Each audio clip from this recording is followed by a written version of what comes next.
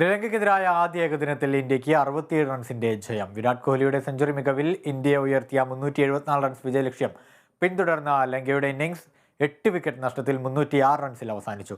Sri Lankan captain ഡാസൻ ഷനഗയുടെ century പാഴായി. Form കണ്ടെത്താൻ വിഷമിച്ച രോഹിത് ശർമ്മയും വിരാട് കോഹ്ലിയും നിറഞ്ഞാടിയതോടെ ശ്രീലങ്കയ്ക്കെതിരെയുള്ള ആദ്യ ഏകദിന മത്സരത്തിൽ ഇന്ത്യക്ക് മികച്ച വിജയം. ടോസ് നേടിയ ശ്രീലങ്ക ഇന്ത്യയെ ബാറ്റിംഗിന് അയച്ചതു മുതൽ ലങ്കൻ പടയുടെ കയ്യിൽ നിന്നും കാര്യങ്ങൾ കൈവിട്ടുപോയിരുന്നു.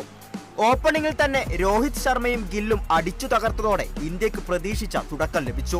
തൊട്ടു പിന്നാലെ ഇറങ്ങിയ വിരാട് കോഹ്ലി നാളുകളായി തുടർന്ന സെഞ്ചുറി ദാഹം കൂടി തീർത്തതോടെ ഇന്ത്യൻ സ്കോർ 300 കടന്ന് മുന്നേറി.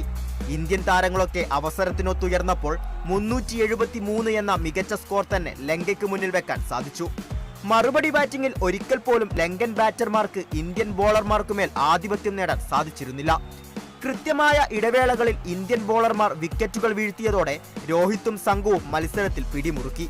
50 ഓവർ പോലും ഒരു ഘട്ടത്തിൽ പൂർത്തിയാകില്ലെന്ന് കരുതിയിരുന്ന ശ്രീലങ്ക നായകൻ ഡാസൻ ഷനഗയുടെ സെഞ്ചുറി മികവിൽ 8 വിക്കറ്റ് നഷ്ടത്തിൽ 306 റൺസ് നേടി.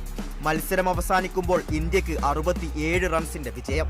വാലറ്റത്തെ കൂട്ടുപിടിച്ച് നായകൻ നടത്തിയ ചെറുത്തുനിൽപ്പ് ലങ്കയുടെ തോൽവി ഭാരം കുറച്ചു. 3 മത്സര പരമ്പരയിൽ ആദ്യ മത്സരത്തിൽ വിജയം നേടാൻ സാധിച്ചതോടെ ഇന്ത്യ പരമ്പരയിൽ മുന്നിട്ടു നിൽക്കുന്നു. 2020 പരമ്പരയ്ക്കു ശേഷം ഏകദിന പരമ്പര സ്വന്തമാക്കാൻ ഒരുങ്ങുന്ന ഇന്ത്യക്ക് അടുത്ത മത്സരം ജനുവരി 12-നാണ്. Sports desk, Kerala vision news.